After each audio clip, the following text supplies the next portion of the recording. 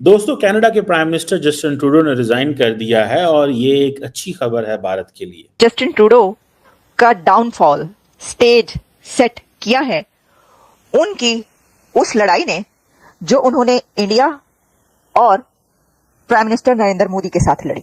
ये बात कही जा रही है। जिनने भी मोदी साहब ने पंगा लिया फारग हुआ है, जिसने भी मोदी साहब के सामने खड़ा हुआ है वो उड़ गया, खत्म हो गया। Prime Minister Modi is the boss. I am a fan of Bogi, so I have to say that.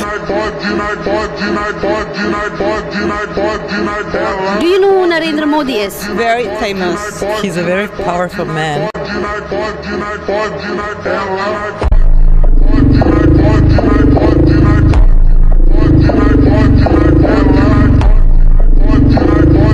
कि अमेरिका के अंदर भी नई लीडरशिप, कनाडा के अंदर भी नई लीडरशिप, दुनिया के सारे लीडर जा रहे हैं सिवाय नरेंद्र मोदी के। सिर्फ मोदी साहब खड़ा है अपनी जगह पे, कोई चैलेंज नहीं है मोदी साहब के सामने। मोदी ने अपनी और इंडिया की ऐसी पर्सनैलिटी बना दी है कि दुनिया की कोई भी कंट्री है वो उनसे बात करने के लिए मरे जा रहे। जिस मुल्क में भी जाएंगे इंडिया वाले सराहे जाएंगे, क्योंकि उनका मोदी जो है वो पूरी दुनिया में इस टाइम एक बेहतरीन लीडर के तौर पे सामने आ रहा है, क्योंकि जिस तरह उसने अपने मुल्क को 10 साल के अंदर कन्वर्ट करके रख दिया, पूरी दुनिया उसकी मिसालें दे। इस मुल्क की इकोनॉमी अच्छी होगी, ओवरऑल उसका डिफेंस भी अच्छा रहेगा। सही बात है। और स्ट्रेटेजिक डेप्थ जो है किसी कंट्री की जबरदस्त, वो भी बहुत अच्छी रहती है अगर इकोनॉमी स्ट्रांग होती है किसी मुल्क की, क्योंकि वो इन्वेस्ट करते हैं। इंडिया वाले जिस मुल्क में भी जाएंगे इंडिया वाले सराहे जाएंगे, क्योंकि उनका मोदी जो है वो पूरी दुनिया में इस टाइम एक बेहतरीन लीडर के तौर पे सामने आ रहा है, क्योंकि जिस तरह उसने अपने मुल्क को 10 साल के अंदर कन्वर्ट करके रख दिया, पूरी दुनिया उसकी मिसालें देती है। आप अंबानी की देख लें, अंबानी उनका पूरी दुनिया में अमीर तरीन इंसान है, वो उसकी मिसालें देता है कि भाई मोदी है तो मुमकिन है, मोदी है तो सब कुछ कर। दोस्तों, बहुत प्यार से समझाया था ट्रूडो को कि मान जा मत दे खालिस्तानियों के साथ, भारत के खिलाफ मत जा, मोदी जी के खिलाफ मत जा। नहीं माना। आज देख लीजिए, मिट्टी में मिला के रख दिया ट्रूडो को। अब सबसे बड़ी बात यह दोस्तों, इसने अपना कैरियर ही खत्म कर लिया। देखिए, इसका बाप कितने साल तक वहां प्राइम मिनिस्टर रहा था, ये खुद भी 10 साल से था।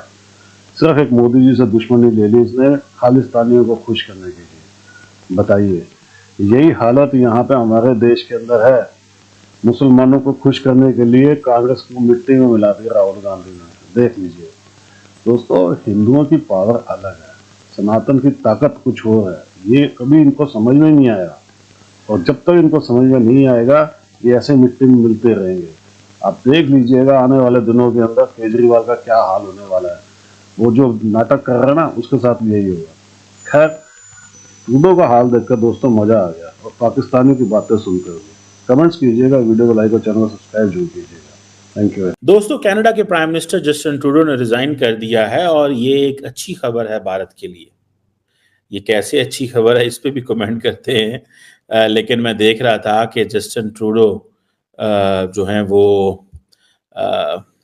एक लंबा अरसा प्राइम मिनिस्टर रहे, और उन्होंने कनाडा के हवाले से तकरीबन आप समझ लें 10 साल कनाडा के प्राइम मिनिस्टर हैं। बहरहाल एनी हाउ, ट्रूडो जो है उसने अपनी पार्टी से भी रिजाइन कर दिया, और वो कह रहा है कि मैं ज़ाहिर बात है इलेक्शन भी नहीं लड़ रहा, और अब एक नया आएगा लीडर। बड़ा एक ड्रामेटिक फॉल है, क्योंकि हम इसको देखते हैं कि अमेरिका के अंदर भी नई लीडरशिप, कनाडा के अंदर भी नई लीडरशिप, दुनिया के सारे लीडर जा रहे हैं सिवाय नरेंद्र मोदी के। सिर्फ मोदी साहब खड़ा है अपनी जगह पे। ठीक है जी, मोदी साहब जो है वो सही टका के अपनी किस्मत जो है उसको एंजॉय कर रहा है। कोई चैलेंज नहीं है मोदी साहब के सामने। 2029 तक कमज़ोर अपोजिशन है, बहुत कुछ है। खैर एनी हाउ, जो जस्टिन ट्रूडो ने ये जो रेजिग्नेशन अनाउंस किया, तकरीबन 10 साल बाद अपनी हुकूमत छोड़ी है, इलेक्शन जीते हैं, और सबसे ज़्यादा खुशी मैं गारंटी से कह सकता हूँ इंडिया में है, और उसकी बहुत सारी वजह हैं कि बस जिनने भी मोदी साहब ने पंगा लिया फारग हुआ है, जिसने भी मोदी साहब के सामने खड़ा हुआ है वो उड़ गया, खत्म हो गया। खैर एनी हो, अब क्योंकि वो जा रहे हैं, लेकिन एक चैलेंज इंडिया और कनाडा के रिलेशंस में है। इंडिया ने पहले ही बड़ी टफ लाइन ली थी, इंडिया आने वाली हुकूमत में और टफ लाइन लेगा। इंडिया और कनाडा का जो मेजर इशू था वो खालिस्तान मूवमेंट थी। ट्रूडो के दौर में इंडियंस कहते हैं कि खालिस्तान जो है वो मेन स्ट्रीम हुआ कनाडा के अंदर, खासतौर पे जो न्यू डेमोक्रेटिक पार्टी के जो लीडर हैं जगमीत सिंह, उनके साथ जो कोलिशन बना और उसमें फिर ज़्यादा हो गया।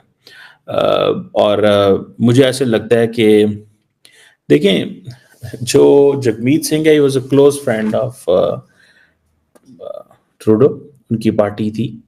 लेकिन जैसे ही उन्होंने देखा कि ट्रूडो एक ऐसा बंदा है जिसकी कोई वैल्यू नहीं रही, उन्होंने अपनी सपोर्ट खींच ली, आहिस्ता आहिस्ता सबने सपोर्ट खींच ली और ट्रूडो साहब जो है वो गिर गए। So that is politics, nobody supports anyone.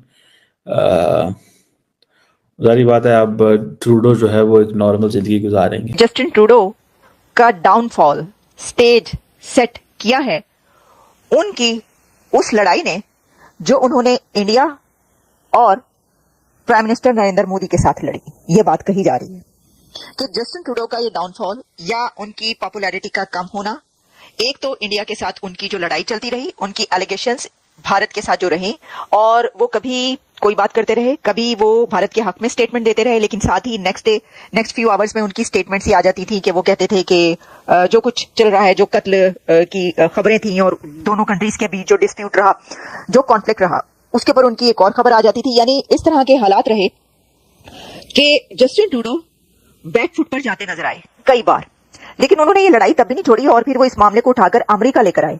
लेकिन बैड लक ये हुई जस्टिन ट्रूडो के साथ कि जिस अमेरिका के पास यहां पर वो अपना वो कॉन्फ्लिक्ट उठाकर लेकर आए थे कि इसको हल कराएं, इसी अमेरिका की तरफ से, यहीं से जो प्रेसिडेंट इलेक्ट डोनाल्ड ट्रंप है, उन्होंने कहा कि आप गवर्नर बन जाए और कनाडा को एक स्टेट बना दे अमेरिका की।